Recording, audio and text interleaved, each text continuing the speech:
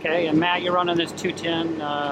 Tell me about this machine. What do you like about it? I like it. It's well balanced. It works well with the 48-inch bucket with the thumb setup. It has a foot and thumb control, which is easy to use, and the rear camera is very nice to have as well. Good enough power? Yes, it has plenty of power for the size of the machine. I don't have issues, no power issues with this machine. How is it? It works well in this demolition application? Yes, it's very versatile machine. It's big enough to get the job done, but on smaller jobs, it's not so big that you cannot maneuver the machine.